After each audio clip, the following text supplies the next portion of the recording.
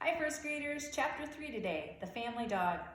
Nobody ever came right out and said that Fudge was the reason my father lost the Juicio account, but I thought about it. My father said he was glad to be rid of Mr. Yarby. Now he could spend more time on his other clients, like the Tattle Bike Company. My father is in charge of their new TV commercial.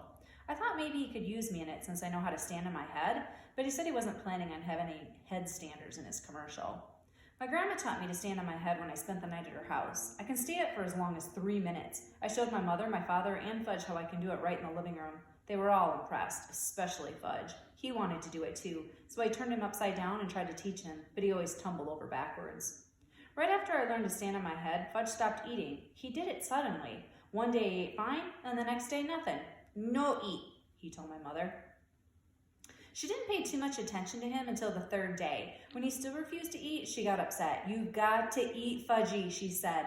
"You want to grow up and be big and strong, don't you?" "No grow," Fudge said.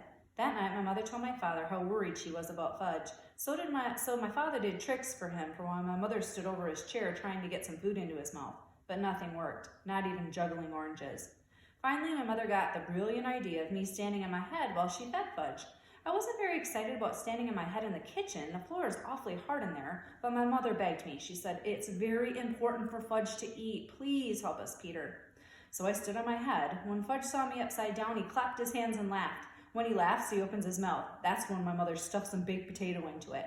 But the next morning, I put my foot down. "No, I don't want to stand on my head in the kitchen or anywhere else," I added. "And if I don't hurry, I'm going to be late for school." "Do you care if your brother starves?" "No," I told her. "Peter, what an awful thing to say." "Oh, he'll eat when he gets hungry. Why don't you just leave him alone?" That afternoon, when I came home from school, I found my brother on the kitchen floor playing with boxes of cereals and raisins and dried apricots. My mother was begging him to eat. "No, no, no," Fudge shouted. He made a terrible fuss, dumping everything on the floor. "Please stand on your head, Peter," my mother said. "It's the only way he'll eat." "No," I told her. "I'm not going to stand on my head anymore." I went into my room and slammed the door. I played with Dribble until supper time. Nobody ever worries about me the way they worry about Fudge. If I decided not to eat, they'd probably never even notice. That night, during dinner, Fudge hid under the kitchen table. He said, "I'm a doggy. Woof, woof, woof." It was hard to eat with him under the table, pulling on my legs. I waited for my father to say something, but he didn't. Finally, my mother jumped up. "I know," she said. "If Fudgy's a doggy, he wants to eat on the floor, right?" If you ask me, Fudge never even thought about that. But he liked the idea a lot. He barked and nodded his head, so my mother fixed his plate and put it under the table. Then she reached down and petted him like he was a real dog. My father said, "Aren't we carrying this a little too far?" My mother didn't answer. Fudge ate 2 bites of his dinner. My mother was satisfied. After a week of having him eat under the table, I felt like we really did have a family dog. I thought how great it would be if we could trade in Fudge for a nice Cocker Spaniel. That would solve all my problems. I'd walk with him and feed him and play with him. He could even sleep on the edge of my bed at night. But of course, that was wishful thinking. My brother is here to stay, and there's nothing much I can do about it. Grandma came over with a million ideas about getting Fudge to eat. She tricked him by making milkshakes in the blender. When Fudge wasn't looking, she threw in an egg.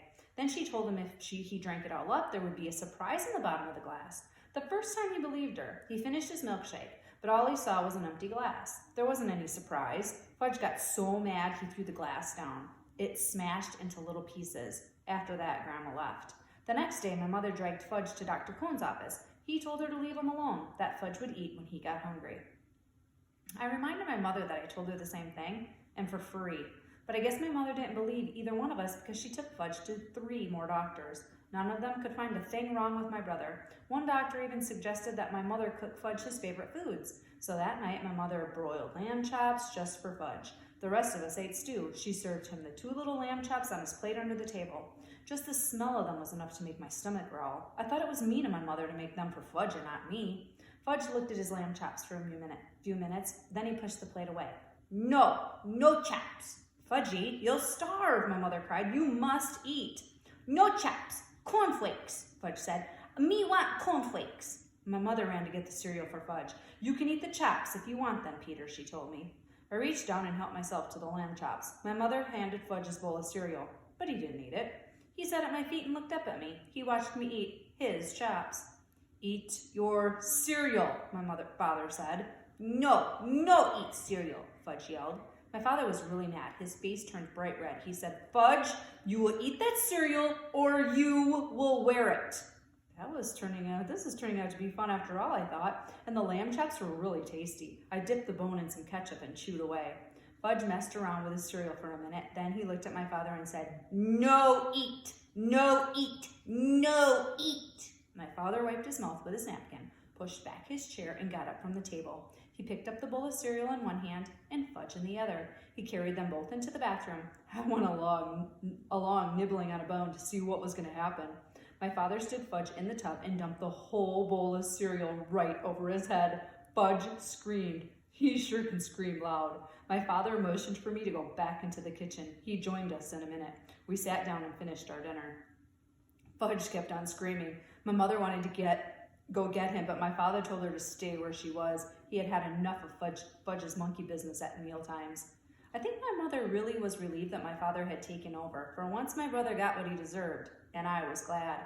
The next day, Fudge sat at the table again, in his little red booster chair where he belongs. He ate everything my mother put in front of him. "No more doggy," he told us. And for a long time after that, his favorite expression was, "Eat it or wear it." Tomorrow's chapter is chapter 4, My Brother the Bird. See you tomorrow.